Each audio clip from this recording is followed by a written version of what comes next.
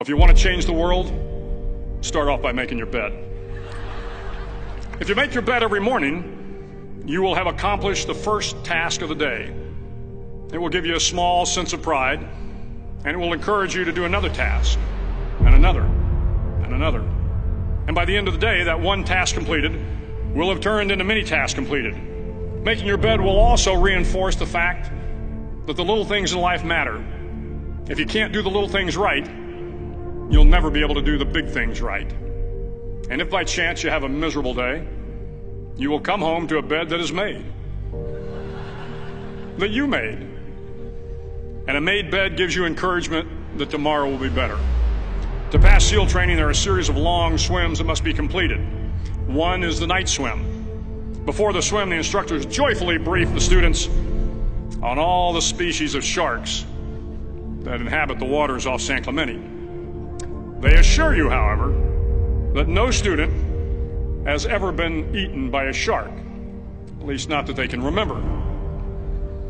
But you are also taught that if a shark begins to circle your position, stand your ground. Do not swim away. Do not act afraid. And if the shark, hungry for a midnight snack, darts towards you, then summons up all your strength and punch him in the snout, and he will turn and swim away. There are a lot of sharks in the world. If you hope to complete the swim, you will have to deal with them. So if you want to change the world, don't back down from the sharks. Over a few weeks of difficult training, my SEAL class, which started with 150 men, was down to just 42. There were now 6 boat crews of 7 men each.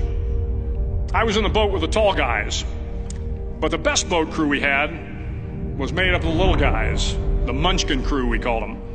No one was over 5'5".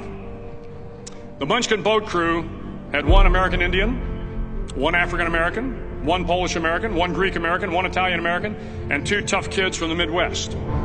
They out-paddled, outran, and out-swam all the other boat crews. The big men in the other boat crews would always make good-natured fun of the tiny little flippers the Munchkins put on their tiny little feet prior to every swim. But somehow these little guys from every corner of the nation and the world always had the last laugh, swimming faster than everyone and reaching the shore long before the rest of us. SEAL training was a great equalizer. Nothing mattered but your will to succeed, not your color, not your ethnic background, not your education, not your social status. If you want to change the world, measure a person by the size of their heart, not by the size of their flippers. The 9th week of training is referred to as Hell Week.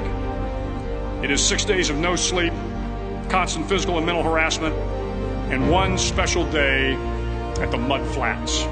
The Mud Flats are an area between San Diego and Tijuana where the water runs off and creates the Tijuana Sloughs, a swampy patch of terrain where the mud will engulf you. It is on Wednesday of Hell Week that you paddle down to the Mud Flats and spend the next 15 hours trying to survive this freezing cold, the howling wind, and the incessant pressure to quit from the instructors. As the sun began to set that Wednesday evening, my training class, having committed some egregious infraction to the rules, was ordered into the mud. The mud consumed each man till there was nothing visible but our heads. The instructors told us we could leave the mud if only 5 men would quit.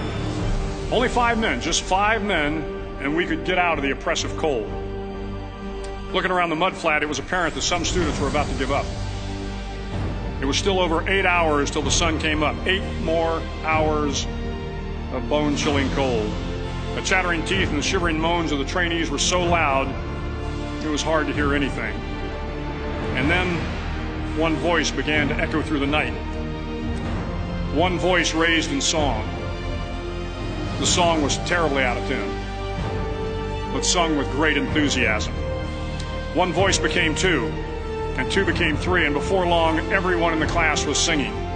The instructors threatened us with more time in the mud if we kept up the singing, but the singing persisted, and somehow the mud seemed a little warmer, and the wind a little tamer, and the dawn not so far away.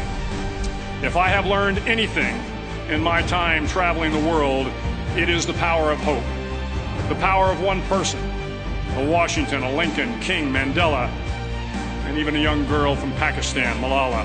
One person can change the world by giving people hope.